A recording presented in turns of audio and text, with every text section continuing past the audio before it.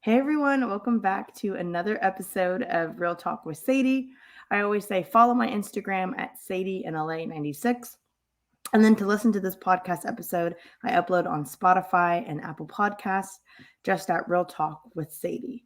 So let's get right into it. So it is still no surprise that I'm a huge fan of The Last of Us.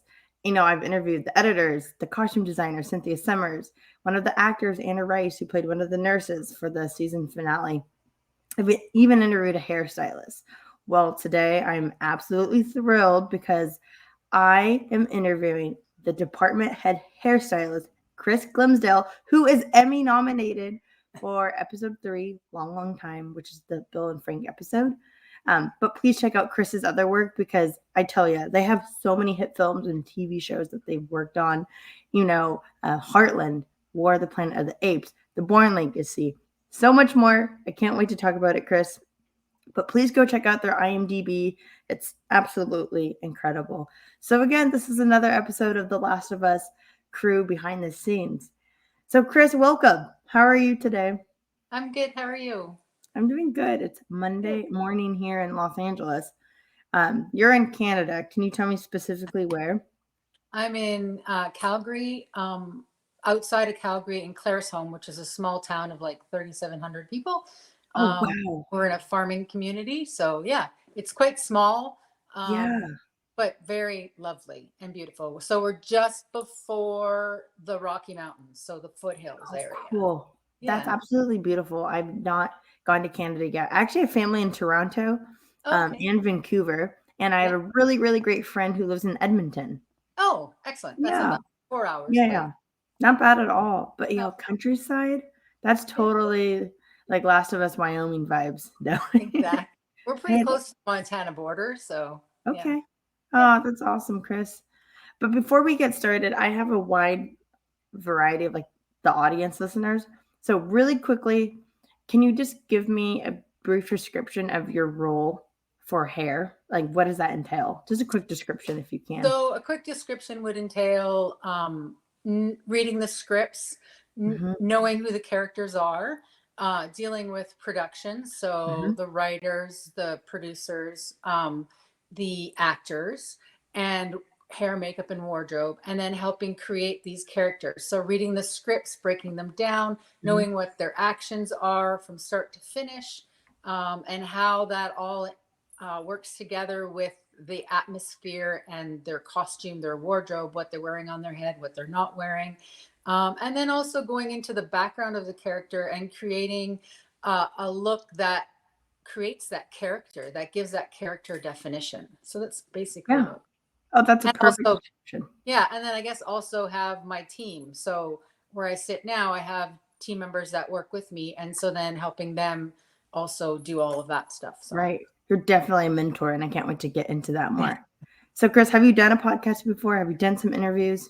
I have not. I have done interviews, but I haven't Hmm. done podcasts before. This is Um, exciting. Check it yeah, off so your bucket list. No, if it was. exactly. Um, so I love little icebreaker questions. What do you love about living in Calgary? Like just Canada in general. I love to know.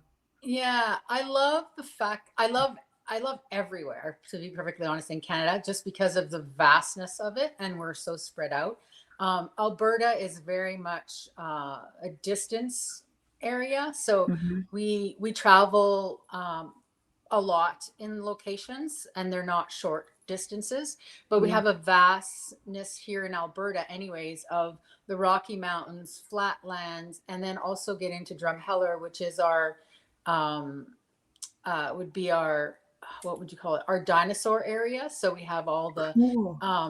the real badlands kind of look to it. So we go from the sands and the aging of it because we have sort of the different levels of earth there. So it's kind of cool. So we have a wide variety of beauty here in Calgary, and that's a big part of what I love here. Yeah. And I love the fact that I can go to the city and have city life and then drive an hour and a half, and I'm totally in a different world. So I love that. Have you been out to, you've been to Los Angeles? Actually, you're just here. But yeah. it's kind of the same in California. So we Mhm. can go to the beach, which is like 30 minutes from me, and then like 2 hour drive up into the mountains and you can go skiing. So you can do surfing and skiing in one day Yeah. if you really wanted to. It's pretty Yeah. cool. But Which I is think really you got us beat with terms of the environment and the looks and the greenery. So I'll have Yeah, to we come don't travel. have a lot of water here. So, I mean, we have Hmm. lake, but it's not Yeah. a vastness. There's no ocean, Yeah. obviously. And so we Oh, miss that part of it. We don't have that. Vancouver yeah. does, which is Okay. also Oh, so yeah, that's true. More on the yeah, coast. But how yeah. cool you're in a Coastal. little community. Do you raise animals? Yeah, Cows, we chickens? we have cows. So we have right now we have a really small herd. We used to have a lot more, but we dispersed out. So we just have about 40 head of cattle, um, Wow. which we calve out every year, and then Hmm. that's used for we basically home. My husband, they're basically his babies. I know it sounds weird because we kill them and eat them, but But in um, a humane way and it's they're countryside, I feel like it's literally different. yeah, it's different because we literally my husband feeds them in the morning and then feeds them at night, and um, they're literally loved like throughout the whole process. They're Of just like course. our and they have we don't Yeah, have names for them, but we know who they are. Half of them we can go and the moms especially we can get so close to them that we can pat them or sit on them and they um, are like but big cats. they're just the food is the process of it is made from love. So even when they go to the butchers, um, they are sent with love. If that makes sense. Oh, Does yeah. absolutely. I love that. Thank you for your perspective on that. That's beautiful. I would love to come check out your farm. That's amazing. Do you have sheep too? I'm gonna go on a tangent about your farm. No, we just have cattle. Okay. That's the only thing we do have. And then my husband also works for farmers, so they're just finishing up harvest right now. So they do wheat, canola, barley, and wheat, canola, barley, and there's Ooh. anyways, I get so No, that's really, they really cool. harvest that at the end of this, like so they're just about done, Yeah. and yeah, so it's great. I'm just envisioning your house or farmland being like a perfect set where your cows can Um, be featured in. Has that yeah, ever happened? it's I love decor, so I have like this knack for putting things together, and I love using really old things and rebuilding them. How So cool is that? yeah, and just adding to it. So I find like old posts or and I'll paint them or I'll add them into the decor, cut them down and use them as Love something that. else or old cabinets. I have uh, uh, I guess it would be sort of a desk area that's from the 1800s. And I just sort of take them and put them Cool. in and add a whole bunch of modern things to it, right? Like, so Beautiful. yeah, it's fun. I love that. Okay, 180 question. Yeah. Wow, thank you, Chris, for all of that. Okay, so when you were really young, Yeah. what did you want to be when you grew up? Did you have any inkling? No, I didn't. I mean, I knew I loved fashion. I was born and raised in Montreal. Um, Ooh. so I had that really cultural experience from living there, which I loved. And I grew up, believe it or not, German dancing and doing things that were very different. So we'd have like festivals, and I grew up doing Wow. ballet, jazz, and like just everything that I could, figure skating. Oh my Um, God, performer. Did you do yeah, theater too, like but I theater didn't school? want to be a performer. I just Oh, love the whole aspect of the fashion part of it, right? oh, So sure. as I went through school, that's kind of where I wanted to end up, was sort of in fashion. That was where I thought I would go, and Hmm. had some unexpected life experiences with my mom and my dad passing away, and then Mm. just not getting along with my mom. So I decided to run away, and I ran away to Alberta, which is where my brother lived. So I didn't No really run kidding. away, but I did run away You from wanted, my issues with my oh, for mom. sure. How old Um, were you? I was 16 when I left home, Oh my God, so you're really, not really young. yeah. Well, Montreal, you finish high school at about 16, 17, depending on Okay. when your birthday was. And then you go to what they called college, which is like a pre-university. So it would be like our grade 12 in Alberta, like Uh-huh. instead of, yeah. So I left school just after I finished high school and then left. So yeah, and Wow. ran Alberta, You which I, went to Alberta, and then yeah. did you just end up finding a job? Like, what did you do immediately when you got to Alberta? I'm Well, fascinated. yeah, I came to Alberta and I ended up helping my brother at first with his company, just sort of doing some, I guess it would be running back and forth from Mhm. like supplying his, I guess it would be like a, I forget what you call them, like a courier, I guess. So I did a Sure. courier job at first. And then I thought I need to do something different. And it was so different leaving in the sort of in the early 80s, leaving Montreal and coming to Alberta, which was a super culture shock. So I Yeah. just didn't know what I wanted to do, but I still knew I wanted fashion and I didn't know where to head. So I thought, well, hair is an amazing part of fashion. Let's do that. And then I can have a job as a hairdresser and then figure out what I want to do because I could support myself that way. So Right. I did the courier job, got some money together for going to hair school. And then that's how I got started in doing hair. So That yeah. was incredible. You really kind of took a leap and so independent at such a young age. So proud of you Thank and you. kind of vulnerable too. So thank you for sharing that. Yeah, no So worries. when you were young, you were influenced by fashion, you said. So was there ever like a specific like TV show or movie that you really liked about the No, there's look? nothing really specific like that Yeah. I was thinking about that a bit earlier, just Mhm. sort of what, brought that forward. I think it was just the fact that fashion was so in the 80s 80s. so crazy, right? It's And so just crazy. sort of I just loved it. I just thought it was bright and colorful and people were happy. It just seemed that way at that Yeah. point in my that was a spot that you could just be free and be so creative Yep. and kind of where I wanted to be. And that's, yeah, Yeah. I don't, no specific, um, nothing that I can specifically think of. That's Yeah, fine. There's so many great movies in the there 80s are. too. Yeah. And I feel like hair is such an expressive way. People dye their hair, people cut their hair in certain ways. I have my hair up in a bun today. It's my lazy Yeah. hair day, but I feel like it's such a crucial kind of thing for people to express themselves with. So hair is really cool. So I can't wait to talk about that in like the film aspect of it. Yeah. So then you said you went to you saved up a lot of money, which is awesome, and you did beauty school. How was that? Was it intimidating at first? Was it like, is this exactly what you wanted to do? Did you have to, you can't back out, right? So tell me about that, Yeah. your beauty school No, experience. it was great. I had a really good instructor. She basically, she was my inspiration, I think, at that Mhm. point, because there were some there that were kind of simple, plain, but she just had a little spark to her. Um, and she was older. She was probably in her 60s, but she just had a spark to her, which I think I loved about her. Oh yeah. And she basically said her words were, follow the core lines of everything that you do and learn in this course, but Hmm. then remember you can step outside the box, so be creative, like Oh, don't cool. be afraid to use other things that you've learned and create. And so you're an artist, you're not just a hair cutter, That's right? So amazing. Artist. You are an artist. That is a good takeaway for sure. yeah, and so that kind of brought that forward, and she was very much pushed us to do competitions and push ourselves. So Competition is cool. yeah, so you do like hair competitions, or I did this one crazy wild curly hair thing, but then melted Huh? crayons into it as a Oh, mannequin. cool. So it was like just thinking outside the box, which is something I did, but it made it really amazing that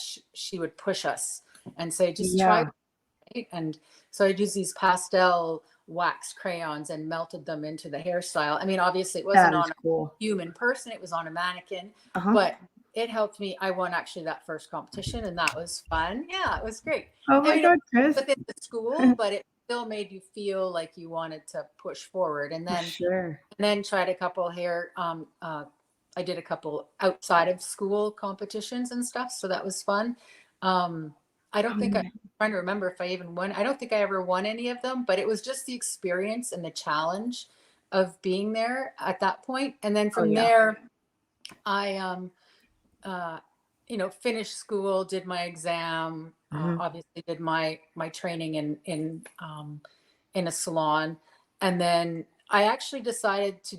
I really loved cutting hair. Cutting hair is one of my biggest passions. I Cool. love texture. I love everything from super straight, stiff hairs, like sort of the Asians type of hair, Yeah. like Uh-huh. that sort of thickness, almost like coarse Yes. horse My hair. husband's Believe it or Filipino and not, he's yeah. And I used I to love cut it. hair too because I rode horses. So during competitions and stuff, we'd trim their hairs, and so I play with that kind of hair, and Oh, then for also went sure. to the super fine, kinky, curly. Mm-hmm. Love like I just because it's I find that textured hair is more artsy to cut because Yeah.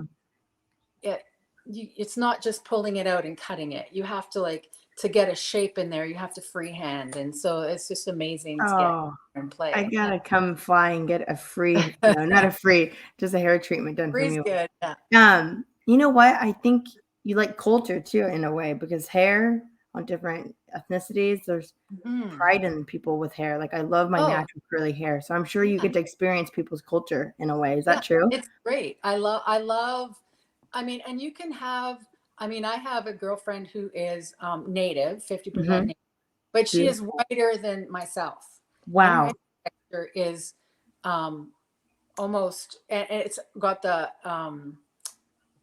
It has this amazing fineness to it, right? Wow. Wow. But Wow. yet, Wow. and you just learn that within each culture, there's so much diversity in the hair Yes. texture and the mixture of everything, which is so amazing. I just That's love it. beautiful, Chris. Mhm. Yeah. You have a great hairstyle too. What Oh, is that cut called? Because it's layered a little bit. I love it. it's basically my daughter calls it an grandma's mullet. So Grandma's mullet. Do you do it yourself or do you have someone? Um, it's a Right. combination. Part of my team cut it, partially Uh-huh. I cut it, and partially my husband helps me hold a mirror and I cut my hair. I love Because that. yeah, it just depends on where I'm at or because Wow. I'm very again, it's not very structured, so it's easy to maintain. Yeah. That makes sense. So cool, Chris. So you went to beauty school. So then when did you get into like the film? Like what was your very first, it could be theater, it could be a play, Yeah. or very first film TV show? And how did So that make my you feel? very first production was probably in high school. I did like a stage Macbeth, I think it was in high Oh, school. cool. That was my very first stage Yeah. experience and feel for it. But that's not what pushed me forward. I Okay. ended up having some friends in the film industry, and I did hair for quite a while. And they sort of Nice. met, you'd have fun doing this. So I Yeah. sure, I'll give it a shot. And we were going through some struggles in life with my family Mhm. because I'd met my husband and had some children and he had some medical issues and I had to kind of Mm. like forward. So I Yep. decided like maybe I could have another job on top of it because I needed more at To that point provide and to of course. provide. So I Mhm. thought, well, maybe I can do film on the side because my friend was talking about it. So I took the set protocol and etiquette class from IATC Local 212 and then decided I'm just going to give it a shot because I can still do hair at home and Mhm. add more and then work at the salon and get stuff done and have a family and everything else. So I took the courses, ended up entering the union as a permittee and ended up on my first show, which was the Jack Bull. With John Cusack and John Goodman, and it's a great Western show, and it Wow. was fun. And that's where I met my mentor, Ilo Fluellen. I always get a little choked when I say, Oh, that is really sweet though, Chris, and yeah, congrats. Oh my God, landing because that she's role. passed a few years now, and I know that. Anyways, sorry. Oh no, I'm Uh, emotional too. That makes me really emotional. And oh, oh, you take her with her everywhere. Oh, never yeah, forget that. always with me. Truly. Oh, you're so kind. So yeah, so I did the show with her and met her, and then from there just progressed. Oh, Did a few other shows with other people, but just always reconnected with Ilo, and ended up meeting actually Penny Thompson, who's still on my team. That's one of the first shows we worked on. Who's oh, also cool. worked and has worked with me off and on for that many years. So it's been like 25 years, I think now that Incredible. we've been You're together off and on, but the last yes. 15 years, Penny's been my sidekick for my left hand, my married, like my other wife. Oh, He's, he's amazing. my best friend. And then, but yet we don't spend a lot of time together. It's weird. But I guess we do spend a lot of time together when we're working. So yeah, ended up doing the Jack Bowl and learning how to push through it and learned Wow. everything. Yeah. And that's a whole. Say it again. What was the title? I want to make sure So it I have was the Jack Bowl. the Jack Bowl. Okay, I'm on your IMDb. Oh, 1999. yeah. I love that. That's fantastic. I have to watch Yeah. that. Do you remember you have a thing on your IMDb, Hard Rain? Does that ring a bell as well? Yeah, Hard Rain actually wasn't. That was I've tried to get that switched. Oh, It okay. was the title of a different show, and that Hard Ah, Rain was actually with they just won't take it off. They have me there at the title, and come they on, won't take it IMDb. off. Yeah, so Oh, I'm well. not sure why. Because they should actually. Yeah, I You don't know. switched. But no, the Jack Bowl is your first. That's amazing. Okay. So did you know anything about like set etiquette or scripts, notes? Like, was this super daunting and you just kind of went for it? Do you remember Yeah, that experience? there was a course that you took, which is set protocol and etiquette class, which basically Mm-hmm. gives you a knowledge of what the environment is and what you should and shouldn't do. But it Uh-huh. basically is very general. So when you go as a hairstylist, you still have no clue of what you're getting into or what you're Uh-huh. doing. And so you just kind of go, okay, well, I've got everything on the list. I've got my bags packed, Nope. and yeah, I'm going. You're Where just am I going going to for it. work? I don't know. So we end Oh up in my gosh. I bet your uh, first hour. role Yeah, it from was fun. now to the last one, I bet there's such drastic difference and you've done so much. Yeah. Your resume is just so profound. Just Oh, incredible, Chris. thank So, um, do you prefer working on like a TV show versus film, or are they different in ways, or do you not care? I don't really care. The difference is TV shows are episodic, obviously. So Yes. you have your scripts that you're constantly breaking down, adding new characters and doing things throughout really quickly. And so it tends to be very busy and which I love. And Right.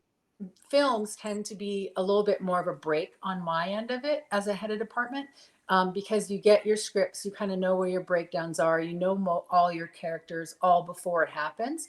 It's Uh-huh. still very intense, but I actually get a weekend to myself That makes sense. when I I'm working. see.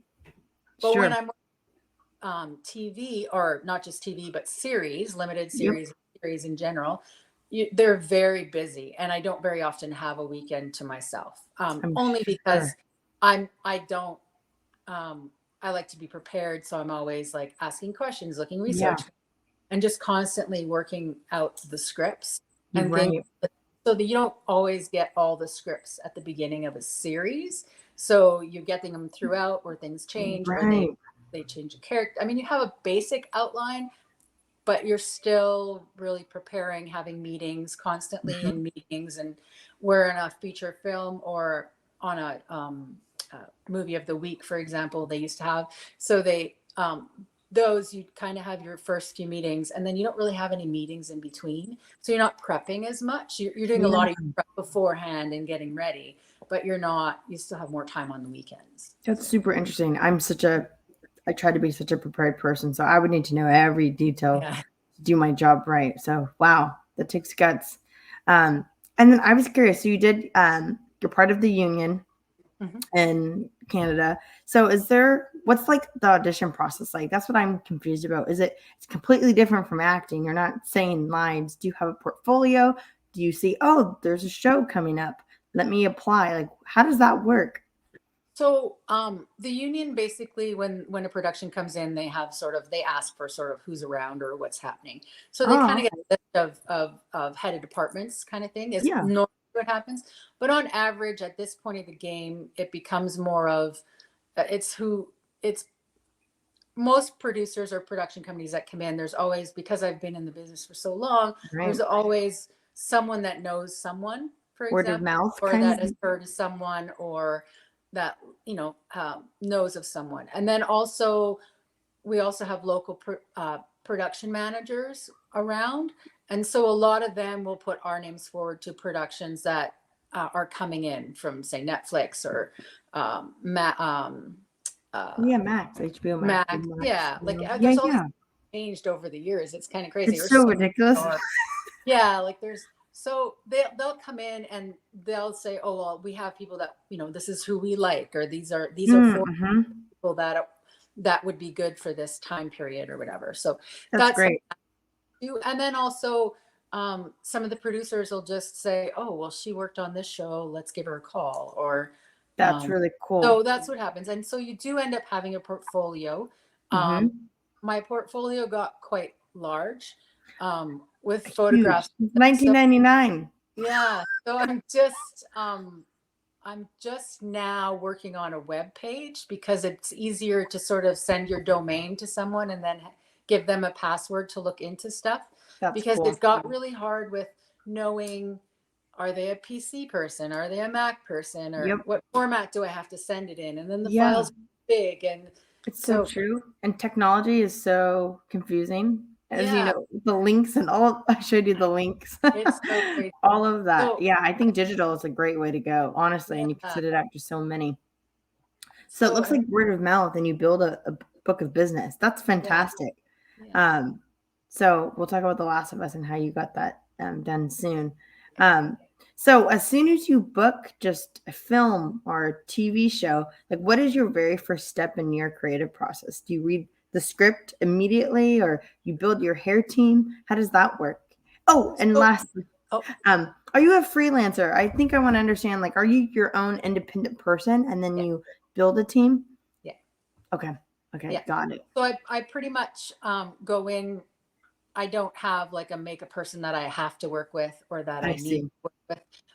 Especially in Alberta, I work with a variety of makeup artists. So depending on what the qualifications are and what the production company or the PMs really want at that point. I'd like to think I'm pretty open and comfortable. I am very comfortable with all of them. That's really great. And I hope it goes both ways. Right. I do have a team that I work with most of the time, only because like Penny, for example, she's retired now, semi-retired now. But that's just been the goal. It's my comfort zone, right? So I'm a freelance, but I know that I'll phone my team and say, hey, what are you doing? Are you doing something, or do you want to come work with me? That's great. That's kind of how it goes. And on average, I have a fairly tight team, but then have a lot of people to choose from in the meantime. That's great. And did you work with Judy Durbaz too before? Yeah, that's what I thought. I've worked with Judy now for, I want to say 12 to 14 years, I guess. Fantastic. Oh, yeah. Sort of been off and on, meaning like if she goes off and does another project and then comes back. But on average, it's been pretty steady. We've done. Yeah, that's great. Yeah, all the Fargos together. The Fargos, yep. Yeah. Okay. And The Last of Us, and That's perfect. So do you kind of build your team first and then you'll read the script, or like what's your process? Now we can get into it. Normally, you sort of hear the production will phone, and then I'll be like, oh, this is so. What is it about? Or you hear sort of what's coming. So you're like, oh, it's a period piece. So you're like, oh, that's great. And then you get your script. So I normally read my scripts, build my team all within the same moment. Really, I normally start reading simultaneously. Yeah, sure. I normally get from production. I'll normally get a small breakdown of a verbal breakdown of what it's about, what's happening, who they're thinking about for cast, and then where we're shooting is normally a question I ask, like how those questions. And then right at that point, I kind of then phone the girls right away and say, hey, this is what I've got this date to this date. Are you interested? This is what it's about. And then start reading the scripts really. And because I know what my team is capable of, and they're capable of a lot. And I trust them to the world and back. So yeah. That's fantastic. And then you meet with the costume designers and the makeup department. You guys are all kind of go hand in hand, right? Do you talk with them right away? Yeah. I mean, normally, and that's another question you ask when they're talking to you is, who are you thinking about for makeup? And they'll go, we have blah blah blah blah. And so then you're like, oh, okay, great. And then let me know who you, and then as soon as you do know, you're in contact with them, and you sort of find out, we're normally always within meetings all together at the same Mm-hmm. time. So normally it's hair and makeup in production meetings Mm-hmm. and talks together, because we create the tightest look for the characters at first, and Yeah. then wardrobe normally comes in, and then we figure out, what they're wearing. Are there high collars? Are they wearing hats? Are they, what's the dynamics of their character, Right. depending on the scripts too, and what Yeah. they're doing, and what the choices are and all that. So Yeah. yeah, we work really closely, especially with makeup. I mean, we're pretty tight with makeup. We have to work our timings out together, because Yeah. getting cast ready in the morning, if I need 20 minutes and they need half an hour, we need to talk about that, and then production, and get the ads involved, and everyone gets to work together. Wow. A lot of collaboration. And since you're the head, I'm sure you have to do a lot of communication. It's not just hair, right? It's No, business. it's not. It's business. Transactional. It's business stuff. That's serious stuff, Chris. Goes over my head.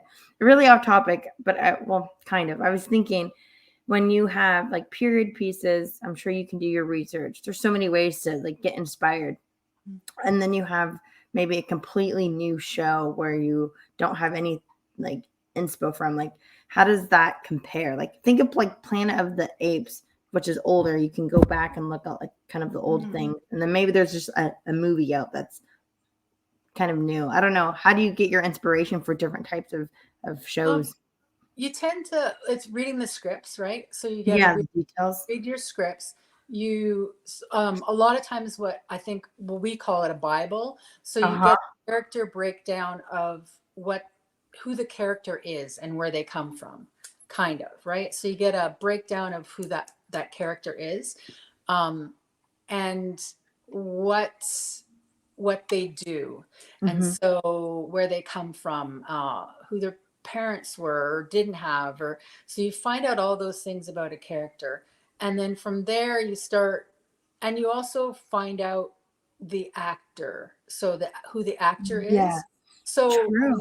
nationality wise, what their hair is like, what their body's like, what their hair texture is like, is a big thing for me, because if you're working, especially in Alberta, we tend to work a lot outside. It's not a lot of studio work. Uh-huh. So you want to keep the hair as natural as possible, because humidity, No weather, wonder. I could recognize that in The Last for of Us, like me natural anyway. hair for Yeah. sure.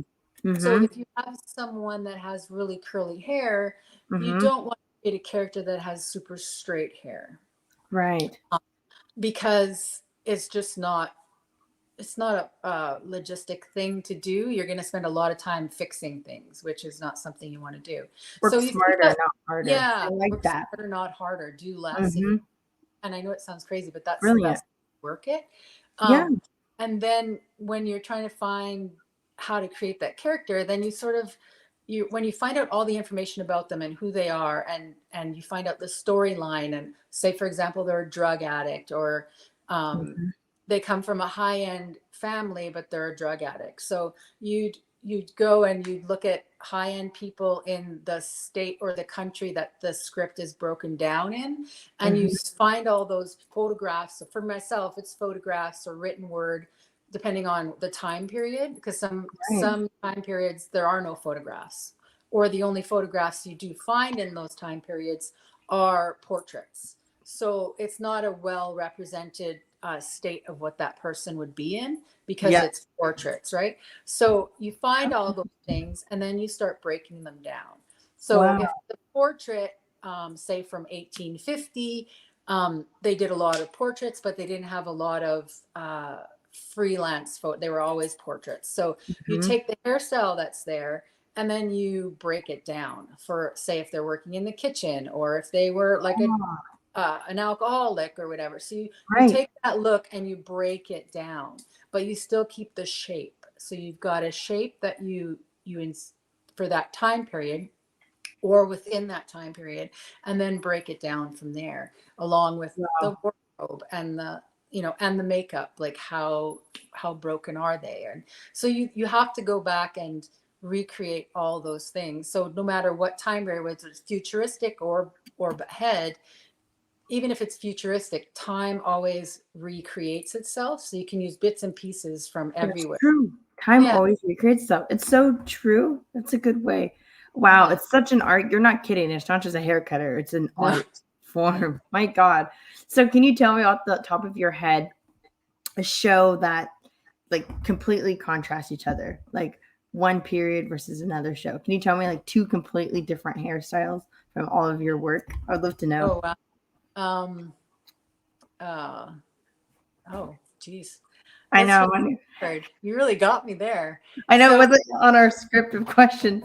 I was yeah. just No, so um do you mean like a time period piece to yeah, a maybe something just modern? like drastic. Maybe you had short hair in one show that you did, and then you completely had like dreadlocks dyed. I don't know, like completely different. Can you We've name totally two? done Twisted Dreads, Cool. one show. It was 12 Mile Road with Tom Selleck and oh, I can't remember who else was in it. No Right. problem. That's cool. Yeah.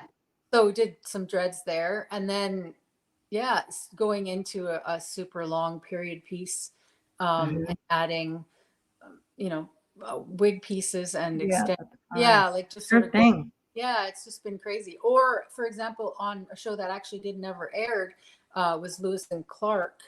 Um, Oh, that's older times too. That's period piece yeah, for and we sure. did some amazing uh, dreads with horsehair and pieces. Cool.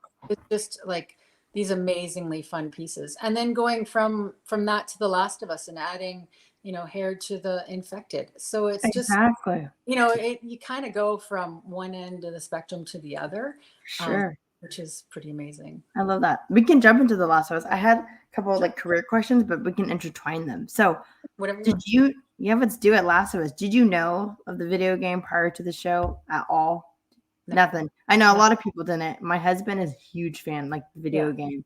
So that's cool. And you have to correct me. Is period piece only going back in time because this is the post-apocalyptic? That's Yeah, in the period would be future. back in time. Okay. Definitely. So this Yeah. is Contemporary.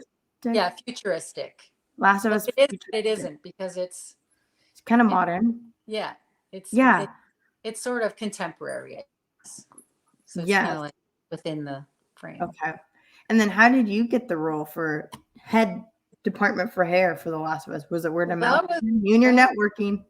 yeah, that was a weird one. I kind of knew they were coming, and I was like, oh, I want to put myself forward. So Yeah. um, I did a little bit of hunting, and Good for you. then it was a weird dynamic. I got a 911 call from Cecil O'Connor, who was the PM producer on The Last of Us.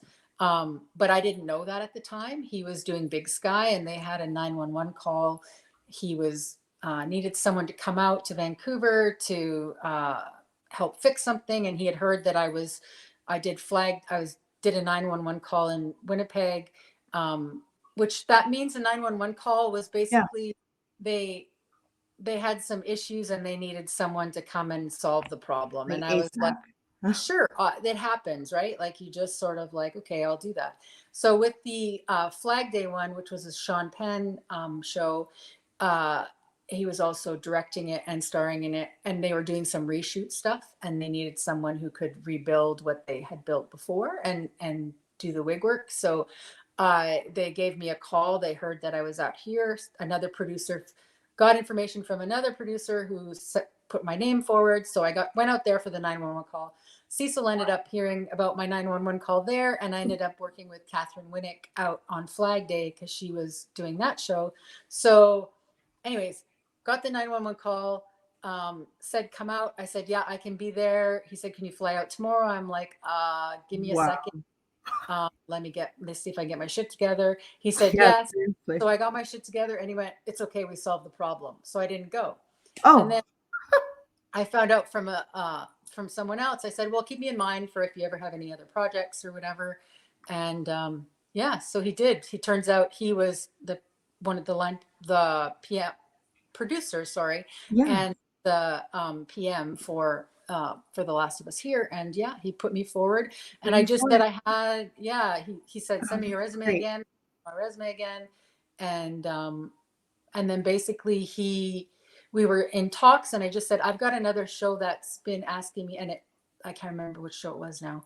I think it was, oh, I can't even remember, but I had another show that was on my tails, and I said, I have another show that's interested. He said, Mhm. okay, I'll call you back in an hour. And he said, okay, you got it. I didn't have an No interview. I kidding. didn't have, it was There's just, no audition process. You sent in your yeah, resume. there And was you know what's none. really Normally great? there wasn't. And people remember it. I think it's really special when people do like remember, oh, they said to reach out again, or Yeah. people remember you to reach out. That's super Yeah. amazing. What a journey that was. So Yeah. when you got the job for The Last of Us, did you immediately get to speak with Craig Mason and Neil and get the script and understand the whole story? Because it's an intense story of It is. Yeah. apocalypse times. So, yeah, I got the job.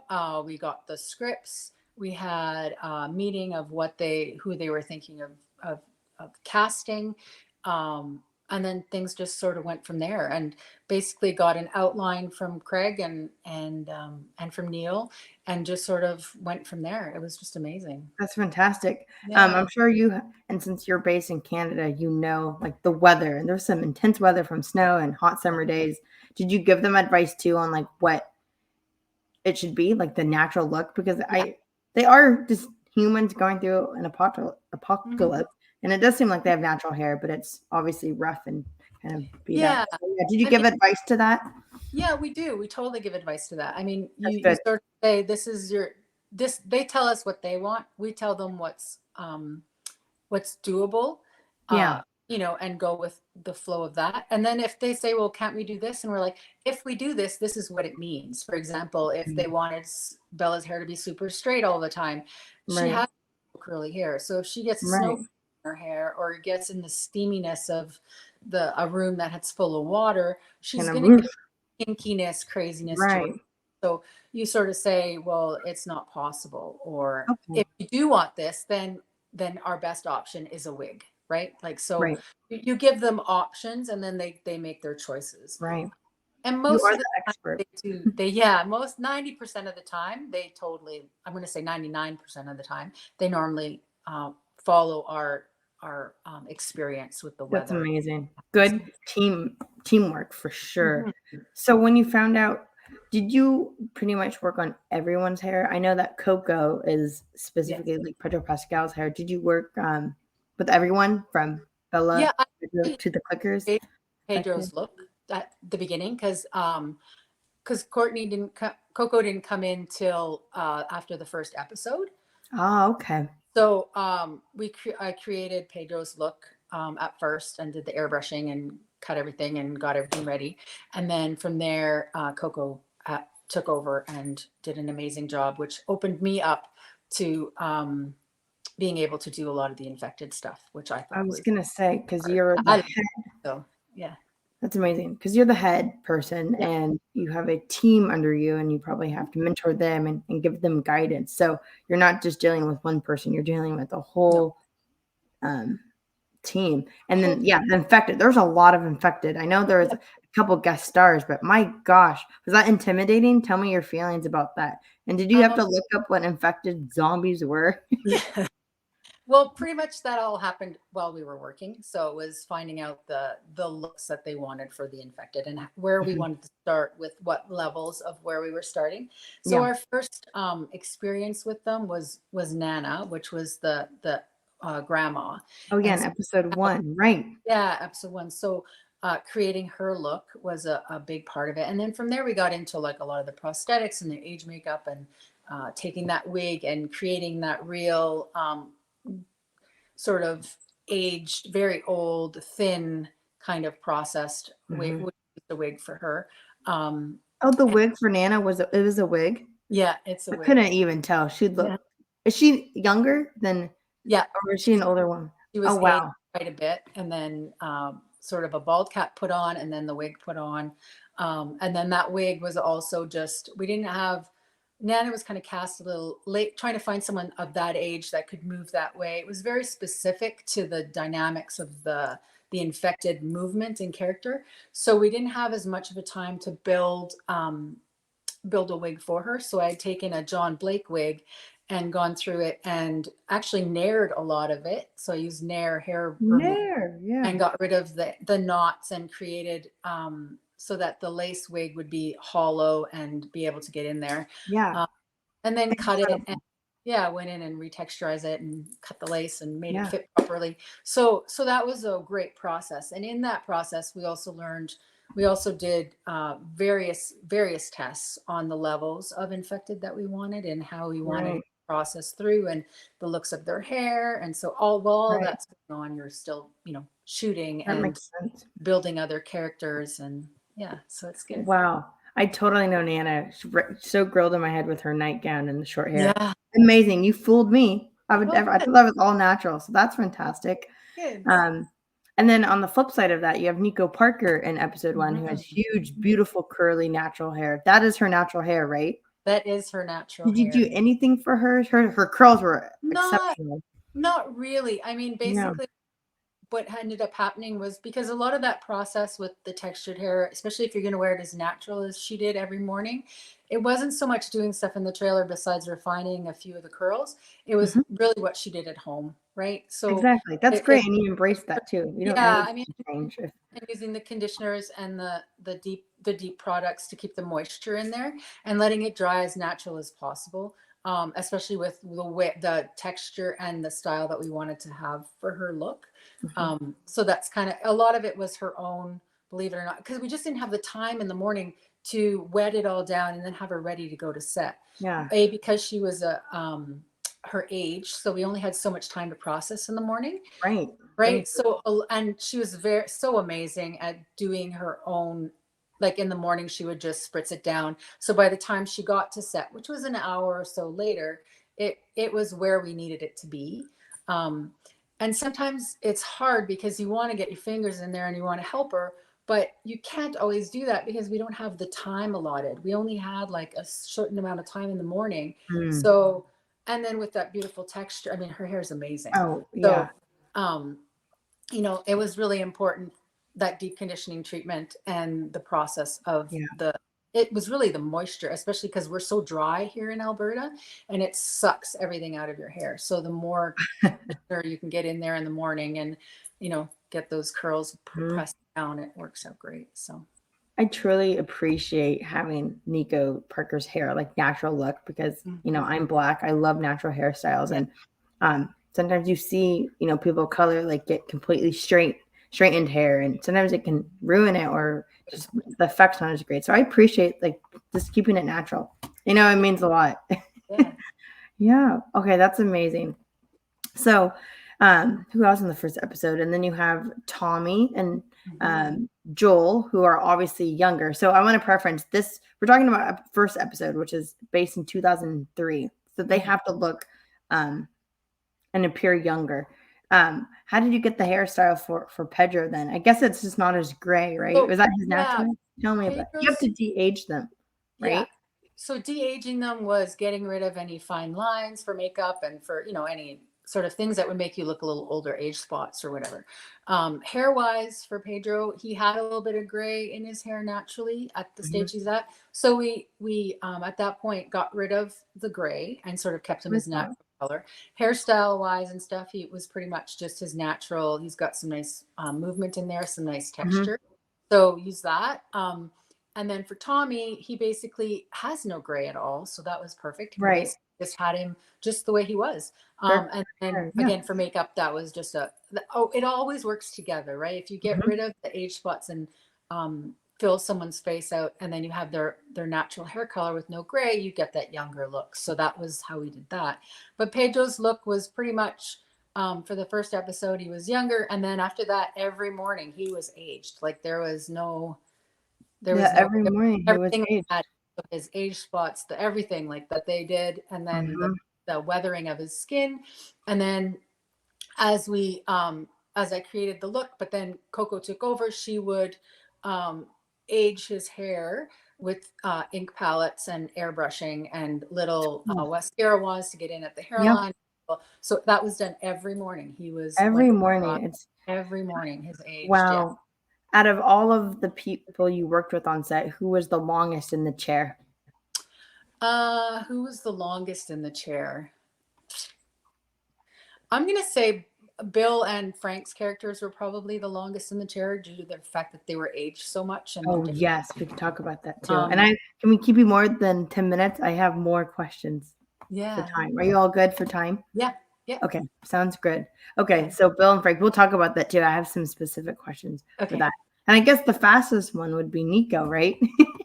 The Nico was probably the fastest for us because we didn't really, besides Too just much. oh, we're going to do this one, or we got to, grab a little curl, and that Uh-huh. was. You didn't really, Yeah. And you know what? I've seen some interviews for The Last of Us, but no one ever talks about kind of like the pre-pandemic. Remember, like the talk show? Looks like it's in the 70s or 80s. There's men. Did you work with those actors as well? Those quick guest appearances? Yeah. That's cool. So that's, I guess, period piece. How did you get that inspired look? I think it's just short hair, maybe a comb over. Yeah. I like that. Actually inspired from the actual show. So the actual character on the show. Okay. So going through and watching an old from the It was a real show? Yeah, it was a I real. did not know that. Yeah. So going through and finding the character, and then just seeing what the show actually, what that time period sort of brought us in. Perfect woman. It was such a great time period for women to actually do their hair, do their makeup, wear dress. I mean, it was different in the sense that I always liked the 30s and the 40s and the 50s, just because women actually did their hair. Where if you start getting into like the 80s and 90s, it just gets messier and not quite as. There wasn't that distinct. I mean, there's still the That's look. A good eye you have. You're so right about that. Yeah, it's just different. Where like even the dirty 30s, even though it was not common, it was just even the 20s, like the finger waves, and it's just such an amazing look for women, I thought, like put together. Although some people may not think that. It's just that now if you're doing a modern piece, it's kind of messy, sort of like my hair, right? It's messy, it's not refined, not spending a lot of time with it. I think that's probably why I like those period pieces, because you have to actually get in there and sculpt and do things, where the messy look is sort of just, it's still sculpting, but it's just there's something about it. Interesting. And then I also love, I think it's episode 2 where they are in, is it Vietnam? And there's the Asian woman and her hair's in a bun. Did you also style that look? I like that too. Simple and professional, like a doctor. Yeah, it's actually in Thailand. Oh, okay. It's where the infected first came. So it was, so going through and then what we do there is we'd go in and then find photos from that exact spot, and then just go through. So I tend to use high school photos or pictures of community, right? So that you can actually get into what the real people look like. Fantastic. So you do your research, you know what to find. That's amazing, Chris. I love that. So I want to talk about like Bill and Frank's episode 2, because you said that's the longest spent in the chair. So how did it feel to get Emmy nominated first things first for episode 3? Like, when do you get that phone call? Like, oh my God, I was Emmy nominated for The Last of Us. Tell me about that. The weirdest thing is I didn't even, I mean, I know that it was like you have to fill out the paperwork and do everything just to go through the process. So it's happening. Right. And then you're like, oh, well, you're supposed to find out today who's been nominated. Okay, well, that's cool. And I have a salon at home too. So I was doing some clients, and all of a sudden my phone, I get all these texts, and I'm like, well, that's kind of weird. And it was congratulations. And I'm like, congratulations for, like, I really didn't even think about it. It was like, it wasn't on my mind. And then once I found out, I was like, oh my God, like this is so amazing. Like, I'm so honored and humbled because, I'm from Calgary, Alberta, Canada.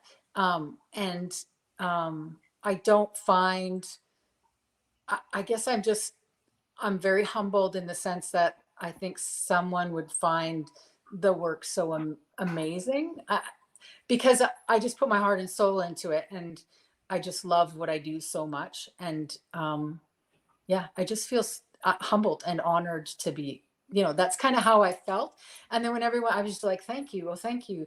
And then I'm like, but this is for like the show itself, right? And they're like, no, you got nominated. I'm like, oh my God, that's so great. So I didn't even, I was just, because it was like You're so humble, Chris. Oh, you're so proud of you.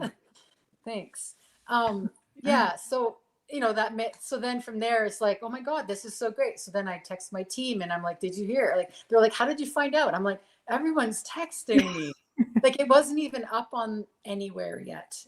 Because I'd looked trying to, after I got those texts and I had a break between clients, I was like, oh, where, like, is it true? Like, I was just trying to figure out, was it just for the show? Was it for me? And yeah, so it was just really, And fun. it's such a worthy episode too. It's Yeah. a favorite for so yeah. many people. I just interviewed the editors of The Last of Us, and they got Emmy nominated for episode 5, the Sam and Henry one. But they also worked, they really, Oh. really hit home for Timothy Good and Emily, because they're both part of the LGBT community, and they just love that episode. So yeah, it resonated with so many people, including myself, as I'm part of that community too. Yeah. But my goodness. So the Bill and Frank episode, for those living under a rock, it's the love story between these two men who have dealt with the apocalypse, and they go through it together. And there's this a love story in the aging, and some I won't spoil it for people, but you can see the progression of their age. So let's get into that. So when did you get the script for that? Were you kind of deep into episodes 1 and 2? Like, when did you get that script about Bill and Frank? Yeah. Bill and Frank, the actually 1 and 2 are actually put together. So it's actually Okay. episode 4, but it's not in, like, for everyone. Yeah, I So see the we were editing. into Right, episode right. 4. So we had been into it for a little while and have been doing some of the infected. And so it came up when we were hearing we were getting it, and we got a little outline of it. And I got super excited about it because it's such a great script. Like, they're all great, but that one was just, you could really, when you read it, in my mind, it was just the love story, right? It didn't matter to me who was in the love story. It was just such an amazing story, Right. right? It wasn't, it wasn't just, it was the fact that you could still, no matter what you go through, you could still feel that intense Right. passion and love for a human being, right? No matter Right. who you are. So it was just amazing. It is amazing. And when you got the script, was Nick Offerman and Maury, what is his last name? I never know how to pronounce it. Bartlett. Bartlett. Yeah. Were they casted before, or did you get the script before that? They were, I think it was a combination of two. I think we sort of got the script and were told that this is who they were thinking Okay. of. Wow. But right away, my brain goes, you go to who his Yeah. character is and his features, and, oh, that'll be cool. How do we, as you're reading the script, you're like, oh, I see him in this, or because it's quite detailed of what they're wearing, what they're doing. Mm-hmm. Not down to everything, but just sort of, you get a good outline of what Yeah. they are. And then finding out Murray, and then going, oh, well, he, right away you're like, oh, well, he isn't, what's he doing right now? So you start Googling, like, their latest photographs to find Like out the where White Lotus, right? or, Maybe short hair. yeah. And then as Mm-hmm. soon as you get information on that they've actually cast them, then we get information that we can send out an email saying, hey, can you send me a couple of selfies to see what, and right away you get like piles of photos from them, which they're Of all course. amazing. Yes. And then you start like, so what can we do, what can't we do? Like with Murray, for example, he was still doing promotional stuff, and he had to sort of keep his hair the same, so we couldn't change it or color it or do anything like that. So everything that we had to build on had to be with what he has, and then progress. Sure. And with Nick, it was he just finished another show, so his hair was super modern, didn't quite fit that outdoors / survivalist kind of look that we were going for. So it was like, hey, how are you with wigs? Like, do you feel comfortable? Can we get you set up to go and get fitted? And, where are you in the country? And then create all of that. So, and then from there, he's game. He's like, honestly, whatever you want to do, I'm game. That's fantastic. Tell me. Yeah. I just imagine his beard. His beard is so iconic with everything he does. Yeah. So you didn't need to touch his beard, but you cleaned it up, I'm guessing, and you obviously put gray in it for when he aged, right? Did you do a lot for his beard? No, actually, we don't do the beard. And you don't? Okay. Beard is actually makeup. That is so interesting. He doesn't have a beard, so that was all hand laid. Are you serious? A wig maker. Oh wow. Yeah. Okay, I would thought it was real. Yeah, I learned it's which is just too good. You're just too good. Okay, so then his hair was a wig. That's not his his natural hair? hair's no, so his Fooled hair's me again. yeah, so his hair's a wig for his younger look, and then his older look, really oldest look, is a new wig. But previous to that, all Mhm. the graying in between and all that is laid in and colored and knotted into the wig that's already there. So Fantastic. I yeah, really thought Nick could grow his hair out for the no, role of Bill. Fooled me again. It was you great, did it. just brown. The style is really cool. That's what my husband's trying to attempt, is that kind of, Is it? yeah, he's almost there right now with it. I have to Oh, show that's you a picture awesome. later. But Yeah. that's really, really cool. So and then how long was the time that you had with Nick and Murray for that? So they were with us for, I'm gonna say, 3 weeks total.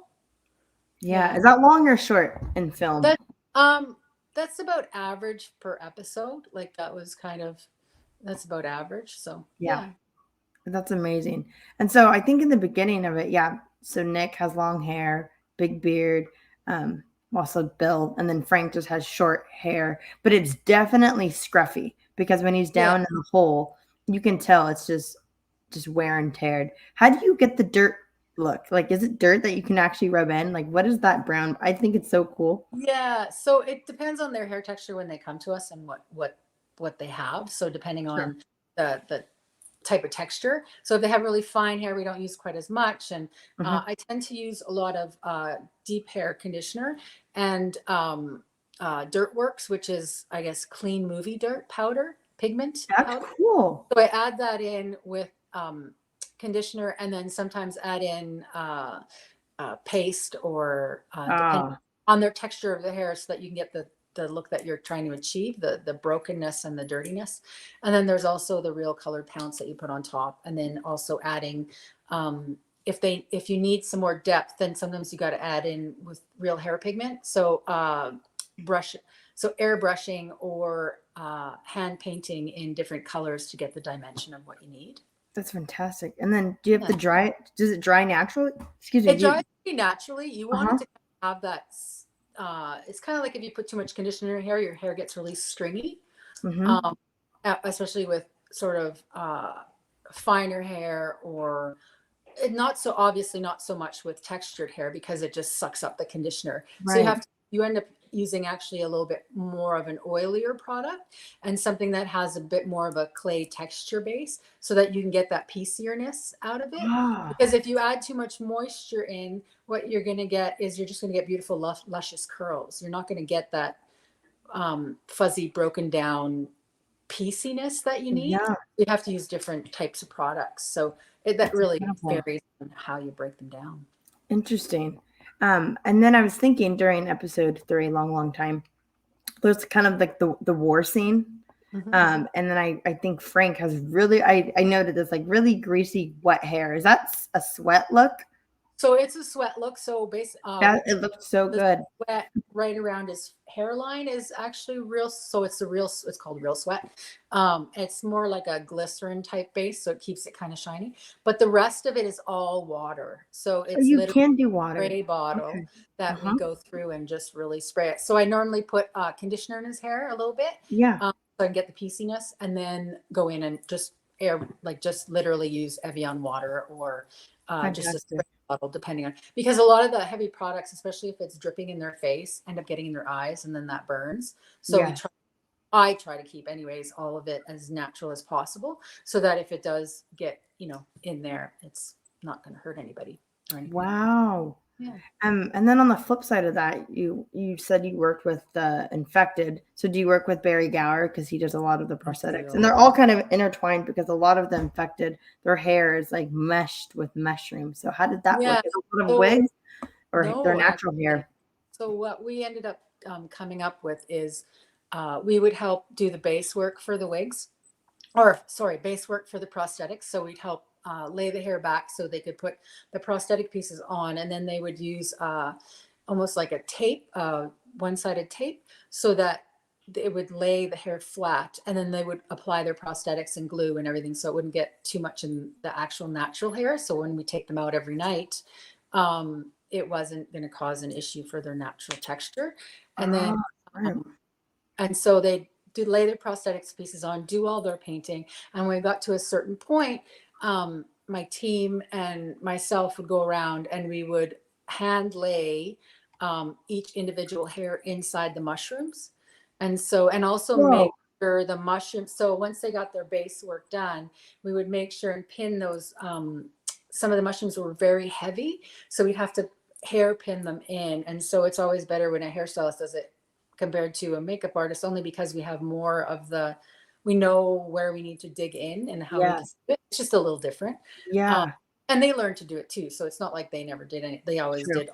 So they did their painting, they did everything they need to. And then we would come in and lay hair or lay lace pieces, which is Mm. a lace piece, and Oh then hair yeah. knotted into it. So hair's knotted into it to create the texture. And so I had Samantha Rumble and Tracy Murray create a whole bunch of lace pieces that we would cut up. So they built them from scratch, and then we Very cut cool. them up into where we needed to go into the mushrooms, so that we had the hair growing out of the mushrooms instead of just laying there. So that's Wow. why it was interlaid. So the hair team would come in at the end, lay that all in, and then add our product in. And we had a team of 35 people, and there was like 79 artists, Wow. prosthetic artists on top of it. So we would go around and remix everything and create the look. And it was such an amazing process because everyone worked so well together. It was very much a team effort. Like at one point, there's like 4 or 5 people on one prosthetic stunt, Amazing. so that you could get things working, and things would just blend in. Everyone just really worked amazingly together. Gosh. So I immediately think of episode 5 because that's the episode with the most infected.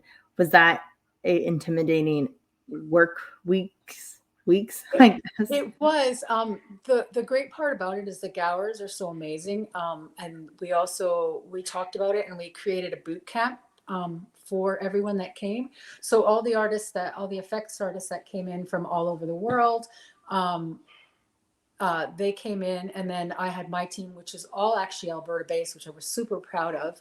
I We picked a whole bunch of people that would be that we thought would be good, and some of them were even permits that were just starting out in the film industry, but Cool. they wanted to learn, and they were very willing to learn the process. So we had a boot camp for 2 days, That's and they would come out and they would actually do a trial run, so we'd know where their levels are, what they could do. So they had, the first day was just learning how to do the actual process of mhm. how to lay the hair and how to do stuff, because that's not something you do every day as a hairstylist or as an Right. artist.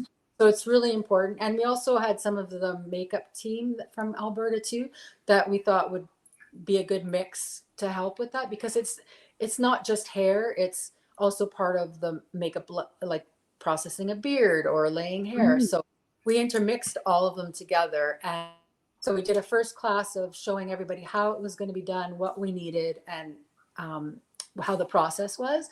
And then the next time they came in, we actually had the full prosthetic team did trial runs on all the stunt people. And then, so we knew where the pieces were going to fit, how they were going to Yeah. go. And then we did the laying of the hair the next day. So yeah, it was a That really, is so smart. That's and so brilliant. Boot camp. Ugh. and that's really great of Cecil and everybody at HBO that let us uh, have that boot camp. It made everything so amazingly easy for when we actually had to process them on the day, right? Because No, everyone had a dry run and knew who they were working with, what was happening. I mean, there's always things that change. of course. Something happens, something doesn't show up, whatever. But you have the baseline of everything, and everyone kind of knows what they need to do, how to do it, and what the end result needs to be. So that makes your timing so much better and Oh, shorter. Yeah, so brilliant. it was a I lot was of thinking, organizing. did you ever bite your teeth? Because the infected move really quickly, and Oh, there's so many different movements. So trial runs were super important. How many runs or tests could you do with them moving? Because you worked on a lot of people, right? Can you yeah. test everybody? So you don't actually test the movement part of it at all. No You actually way. I would be watch, flipping you out. watch the stunt. Okay, so this is what I do. So make a point of showing up at a stunt rehearsal to see what the actions are, how they're moving, how they're, if they're, are they using their heads, are they using their shoulders, what are they doing? And I already know what the look is of those infected, right? Like I kind of have a good baseline because I know all the, I know who they have. I know everyone that they have as a stunt person because I've had their photographs. We've had to color match their hair to match, because a lot of their own hair was used also. So it wasn't all wigs. It was like Oh, you laid the hair in, but you had to match their hair to the color. So we've seen them. We know what they're like. We know what they're going to do and what shape the mushrooms are going to be on their head, kind of. Like you kind of have a good idea. okay. Yeah. So you go watch the stunt rehearsal and you're like, okay, that's what they're doing. That's what they're doing. Okay, this is going to be crazy. We're just going to have to, like, there's no, like, you just shit your pants, really, I to was be gonna perfectly. say. But you also go, okay, we are all, everyone knows, so all the effects artists and the gowers know what the movements are going to be and how aggressive they are. So everyone's working on making sure it's tacked down really good. So we're also like, okay, this piece is really heavy. How can we make this stay in better? Okay, so Yep. let's put these clips here. Let's do this. Let's add an extra piece of lace. Let's pull that back. Let's cover that up with some more hair. So we've got more baseline. So we've all worked really hard at creating that super base, but there's always the unforeseen. So you go to set, there's a malfunction in the junction, you turn around and there's a piece hanging off. So Oh, you like, you're like, okay, now what? And so you just, it's like an automatic reaction. I just sit them down and I'm like, okay, let's yeah. put their clip in. Let's do this. Let's grab this hair. Let's stick this there. Give me Perfect. this, give me that, give me some gravel and let's put it on there. So Yes. you want to create this, let's just fix it at the moment kind of thing, which is great. Perfect. So that's basically what you end up doing. So you do your best you can to Brilliant. create the depth of and the strength of your product that you're going to use. Like, so all those mushrooms had to be tacked down, but Right. sometimes you have the unforeseen that happens. So you always have to be ready. So you have to have Yep. your pin, your glue, your, everything that you can possibly think of, your string. It sounds really weird, Yeah. but the weirdest things help, right? So Sure. elastic does not, like, if to make it work for the last second, right? You just Because pull it they're off. moving quite fast. So, Mhm. it gives you a little bit of leeway with adding a branch or a tree or like a, something to help mess it in True. there, or also have Brilliant. your hair in your bag of people that are around, like whoever, because each artist was in charge of certain people. So if Ah. that artist had issues and the artist had their color of hair in their bag, so they would Mhm. pull out whatever we need to tack it on. So Man. everyone always organized with each. So you always had to pay attention, but it was so Always. much. Do you have Yeah. I was thinking, do you have does everyone have a fanny pack on set? Like Oh yeah. when you're either actual filming? Yeah, you're ready to go. Yeah. It's not even a fanny pack. You actually have a kit for each stunt A person you kit. actually did, so A that kit for each. yeah. That's So I amazing. You're gave prepared. I actually, because I was like, some people don't have this, some people can't afford this. This is all new for some of these people. So I had asked production if I could create a bag for everyone. Oh, Which Chris, I you're so so thoughtful. we created a bag. We gave everybody mini glues. We gave everybody brushes. We gave everybody scissors. We gave everybody everything they needed to make this project happen in a bag. So if in case they left, the bag stayed, but the new artist would have a full bag with everything they needed to make it happen. That's Because incredible. you can't, I feel if you want the job done right, you need the proper tools. So in order to so everyone had like mini curling irons and mini flat irons to get the movement of everything that we needed. But again, you can actually buy them pretty cheap online, believe it or not, if you buy it in Yeah, bulk. Like the mini sure. irons were like Amazon. $11 a purse, like $11, for example. We got some and they worked amazing, but yet that made everybody's job so much easier. You wouldn't have to Yep. buy, to borrow, everything was right there, right? So, Brilliant. and it goes on, that stuff is there for next season too, right? Wow. It's all there, just the bags aren't there because some of the glues won't be good anymore and some of that stuff. Sure. Things But expire. the flat irons and all those products, they're all still ready to go. Incredible. Since you're the head, I have so many more questions. We can call in 15. I was thinking, are you in charge of you get a budget? Are you in charge of ordering every kind of hair product? So you have to do the Yeah. whole So I list. the whole thing. So normally what That ends seems so intimidating and overwhelming. it is. But thanks to Penny, my life's a lot easier. So what I normally do is I say, I Wow. need this, find it. I need Good. this, find it. So she will Yeah. go look or try to find it or get someone else on the team, and they all sort of look online, find out. When we always try to find the cheapest, the best. Right. Sometimes we don't, but most of the time we always try to get the best product that we need, or how do we make this product, right? So we try to build what we need. So it'd be like, okay, well, I need my real dirt. This is what I need to create this look. I need real dirt. I need conditioner. I need some paste. Who can we talk to? What can we do? So Yeah. I give her the ones that I want. Okay, go find them. Tell me what you can get. And when she brings them back, she says, I can get this, this, and this for that much. So I punch it into my budget and then figure out what I can use, or get permission saying, this is how much I need to spend on this for this episode. Is that okay? And they say yay or nay, and then go from there. So it's always a budgeting thing. It's always an organized thing. You have to preset each episode with, I need 37 people. This is how much it costs to have them. They'll be here for, and I never do an 8-hour day because I know that's kind of never really happens. So I always try to budget for a bit more, and then figure out what I need for product and divide that all up, and then go, this is what I need for this. So each episode has its own budget. So I have to try to stay within it. And so, yeah. So, and most of the time it's pretty good. Cause again, I'm less is more for me.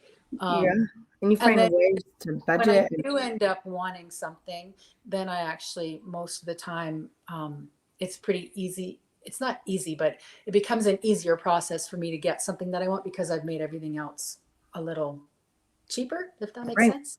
Yeah, that does make sense. Do you ever, and you're traveling on set, right? So it's not just one location. So you bring everything with you? Like, see, these are the questions that no one talks about. Like, what, is there a big truck that just gets moved? So we have a trailer. So it's basically like there's like a semi trailer in front, right? So you have like a 18-wheeler, for example, or a truck, like a travel trailer, not a travel trailer, looks like a travel trailer. It's just a square box. And you go into, you have a hair side and a makeup side normally, or during COVID, it was a hair side and a hair side because we had things separate. And you go inside and it's like a full service salon in there. So you have your mirror stations. Normally there's about, it depends. It varies from 4 to 8 to 10 stations. So each station has just like you would at a salon, an area with a mirror and lights and a chair. And then you also have a sink that you can wash hair and do all of that. So color treatment, we do everything there. So we do everything from colors to perms to everything, and then wash our wigs, and everything happens within that trailer. And it's a mobile trailer. Yeah, the mobile salon that moves with us, basically. So all your gear is in there, all your winter gear, all your boots, everything is in there that belongs to those stylists, and all the products and everything we need to create everything. So hair colors, shampoos, conditioners, spray colors, inks, airbrushes, anything you can possibly think of is in there. And I mean everything.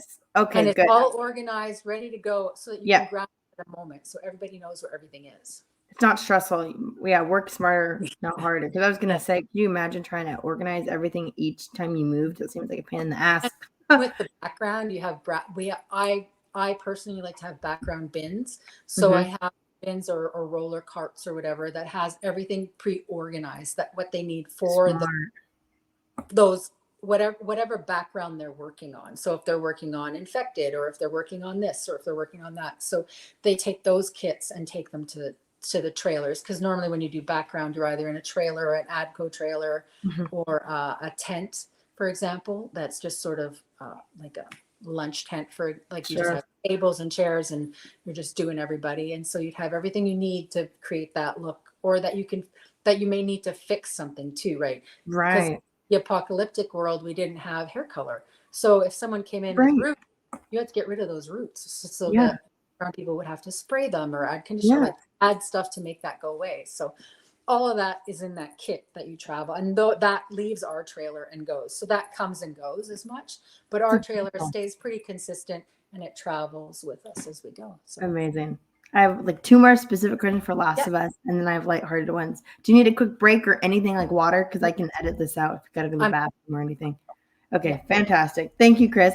Okay, something that I really noticed yeah, was in episode 7, Left Behind, with Storm Reed, who plays yes, Riley. Her hair is awesome. It's braid and pulled back. And being a black person, I know like that's a black style hair. Did you create that look?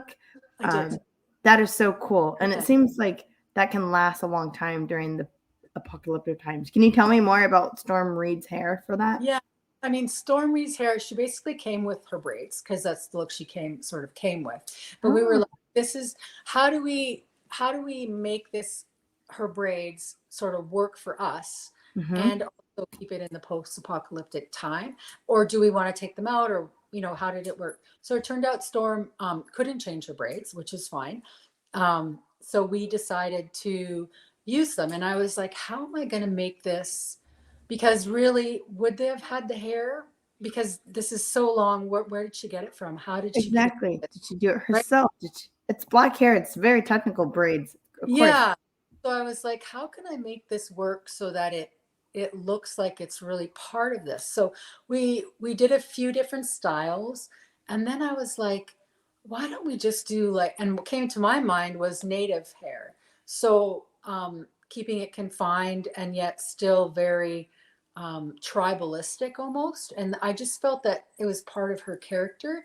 So we created I decided that a headband would be really important to help hide the knotting, right? So they didn't know if it was really her own hair, really, or not her hair, or how, so no one really notices that she just had it done because it wouldn't just be done. So the headband became a big part of that. And then I was like, I'm just going to wrap it like I do like the native looks that we do a lot on the period shows. So went through and used some fabric. We found out what she was wearing from wardrobe, what kind of fabric she would have been around, what was around um, at the camp that she was going to, like where, with the fireflies, how is that invested in that? How does this work with that? So we came up with the fabric from that with Cynthia. She sort of gave me 3 colors, and we decided that this would be the best look for her with the lighting and everything that we were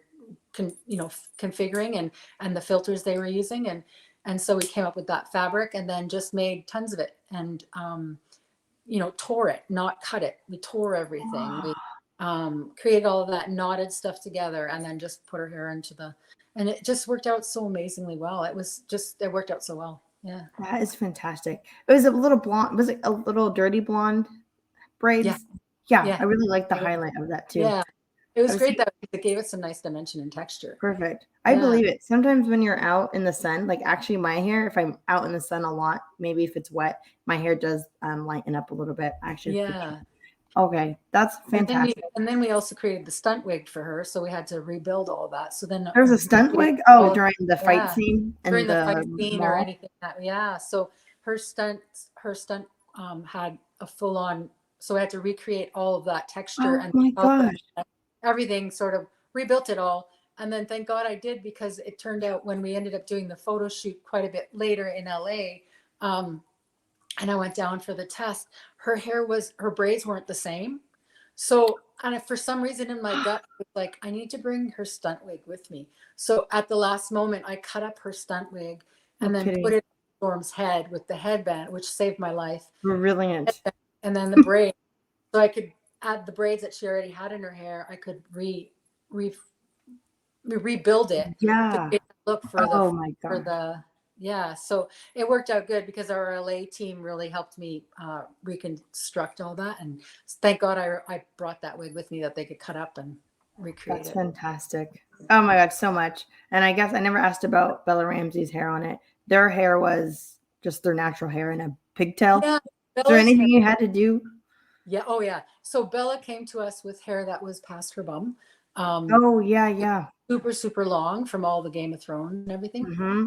Kathy Um, called Birdie too. Their hair is Yeah. really long. So in Mhm. order to figure out where we needed to go with her, we did a whole bunch of sketching and figured out what we wanted.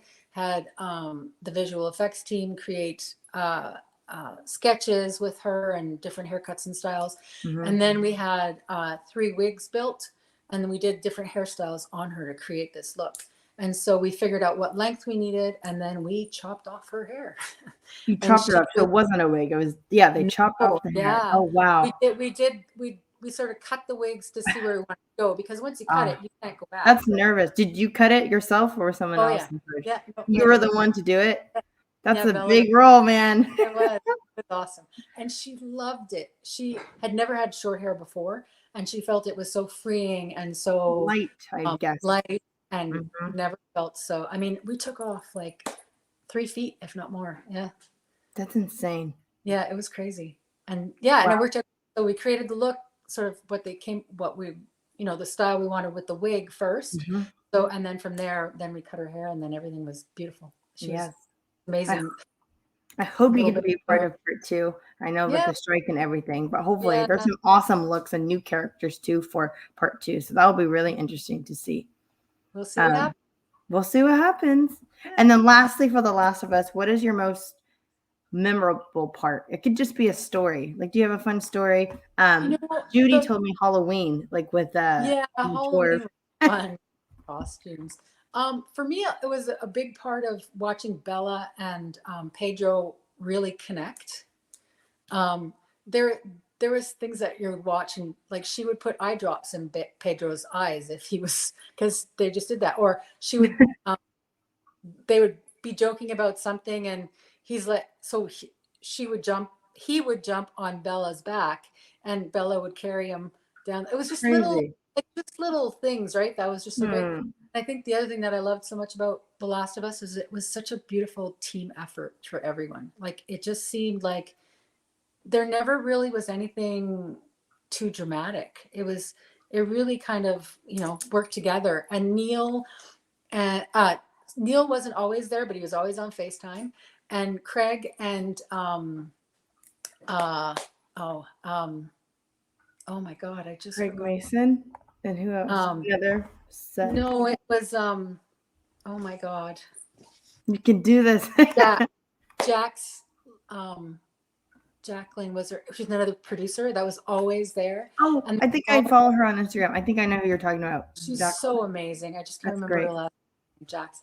But between her and Craig, and it just seemed like we was always joking, and like even between Craig and Bella, like there was a time where I remember she had her hoodie on and he was inside her hoodie and using her, it was his my arm. God, so fantastic. And they were like doing silly things like that. It was just so nice to have. It was like a family almost, a set family. You know what I mean? Even though it was stressful for a lot of people, and the weather was a big part of it. People were freezing, blah, blah, but just always seemed that there was the underlying always seemed to be a little bit of a ha-ha there. You know what I mean? And it was fun. Of course. That's amazing. What was the most challenging part on set? Like, do you ever break down, like have a crying moment in your own room? I can't do this.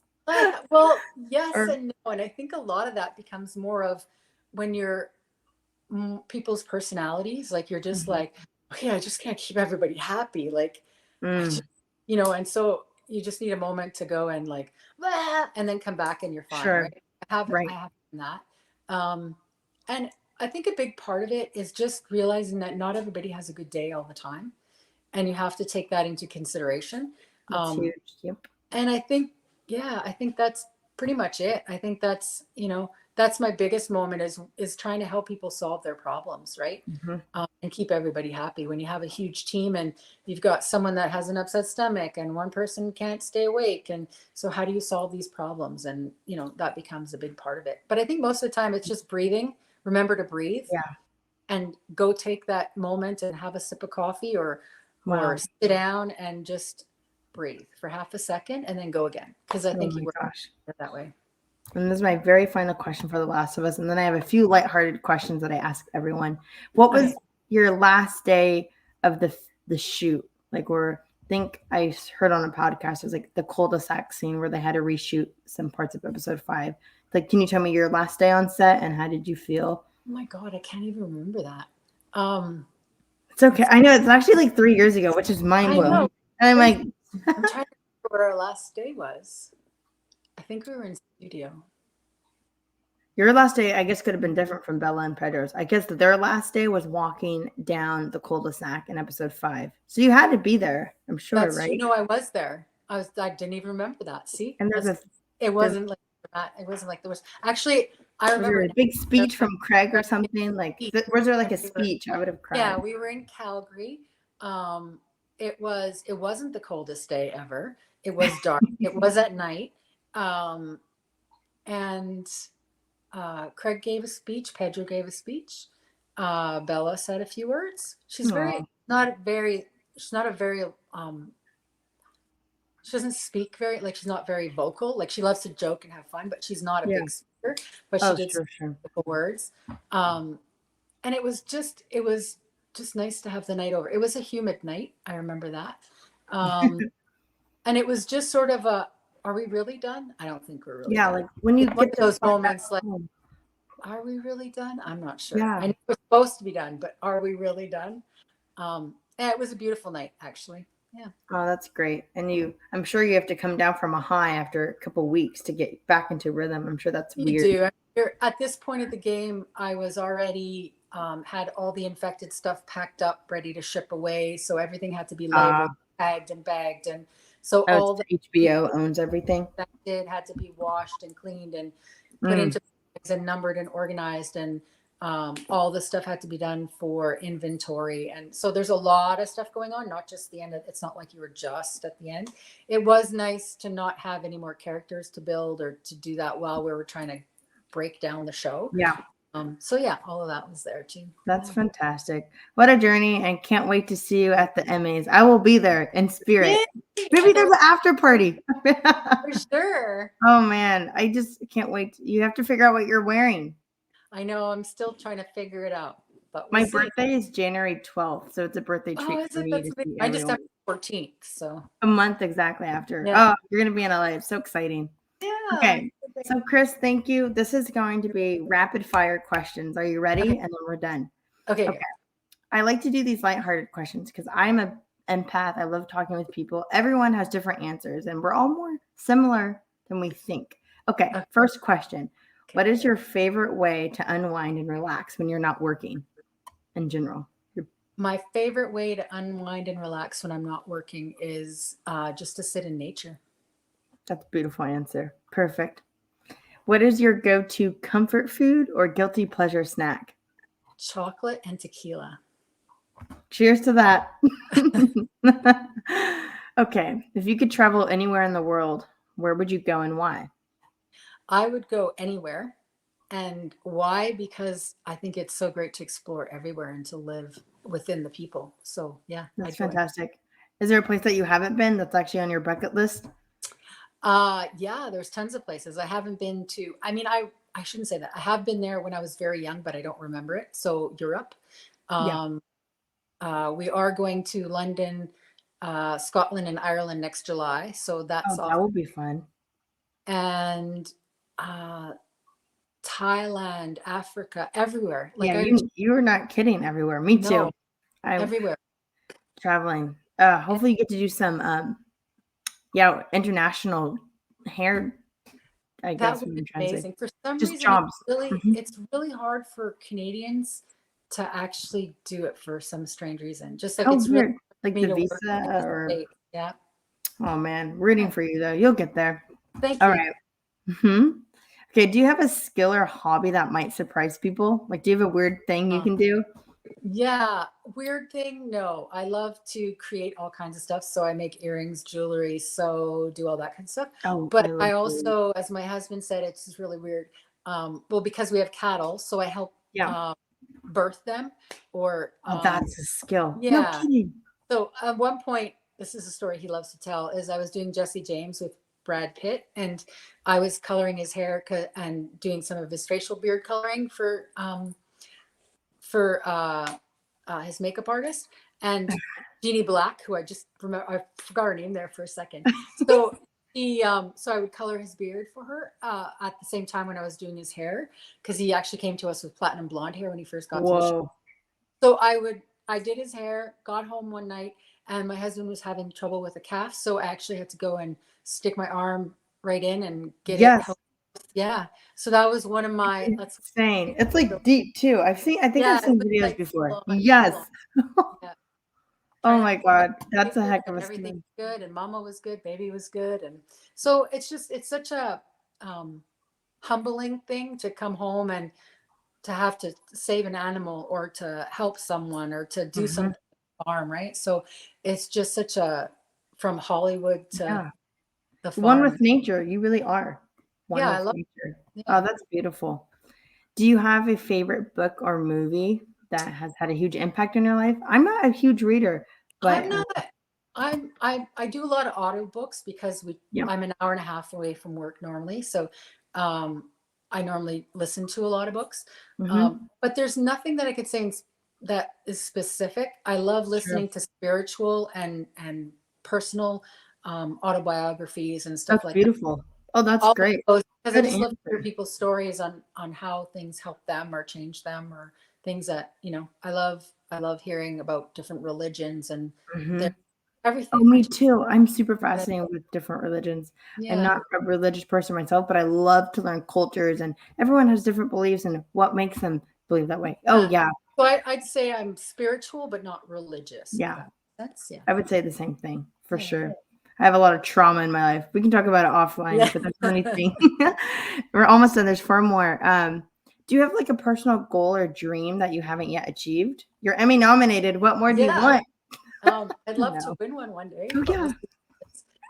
see. Yeah, I mean, that's a goal, but I don't know if that's uh, it's not my biggest goal. I think my biggest goal in life is just to um, help people. I love being able to just make them feel comfortable and Yeah. good within themselves. I mean, that's about the only thing I can say. I Yeah. bet you've impacted so many people on set, like with all your projects. You should have your own workshop one day when times are slow. Yeah, Chris Glimsdale hair workshop and mentor. You do a exactly. panel. You'd be amazing at that. Okay, Thanks. you're welcome. If you could have dinner with anyone, living or dead, who would it be and why? Oh my This is goodness. a hard one. Albert Einstein Oh would yeah, be, he's a um, unique man. I don't know why it popped into my head, but definitely it would be interesting. His Uh, hair. Can you break down his hair look? wouldn't that be great?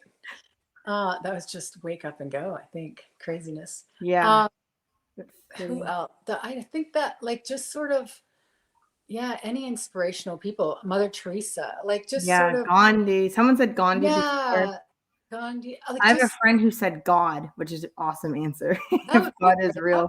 That would be, yeah, spirit, like just sort of, yeah, Yeah. creator. Like why are we actually here? Would be a great, Oh, I question that all the time. yeah, yeah, Um, is there something that you're passionate about outside of work? I know you said like you have your farm life, but do you have other things too that you're passionate about? yeah. I think I'm passionate for it's gonna sound weird, but equality for people. I Hmm. hate when um I guess one of my biggest not pet peeves, but one of my big is when people say they're fighting for freedom or they're fighting for something. Hmm. It's and shouldn't it be peaceful?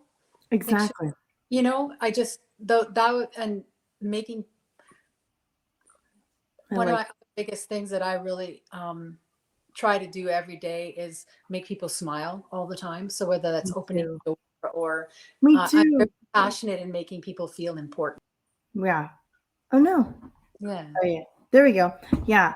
Like the small little actions make a difference. I do it every day. You know, I can't believe you said that. Kind of goosebumps. My grandma has always taught me to be kind. My grandma said, smile at everyone. And Yep. so every day I've smiled. And my grandma was like homecoming queen back in 1965. Yeah, So yeah, yeah. So she taught me to smile every day. yeah, a smile can go a long way. You can make warm Yeah. heart so amazingly well with a smile. Yeah. Yeah. People just have bad days. You never know what someone's going through. You don't. I pretty much compliment anybody who I see out. Like, I love your hair. I Yes. always give hair compliments. Hmm. Yeah.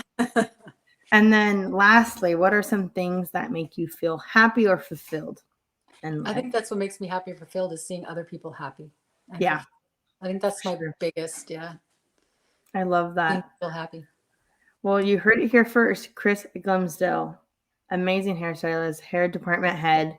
Congrats on your Emmy nomination. That is just incredible for you. You're on the up and up. And where can people find you? I know we'll get some followers who want to know more. Yeah, I'm at I guess I don't know. I'm not. Oh, I think it's One Film Hair at That's Instagram. right. You're right. One Film Hair. Yes. Chris Glimsdale. Yeah. Well, thank you so much for joining. I'm honored to speak with you today. And thank you. I'm honored to speak with you. Okay. We'll be in touch. Bye. Bye.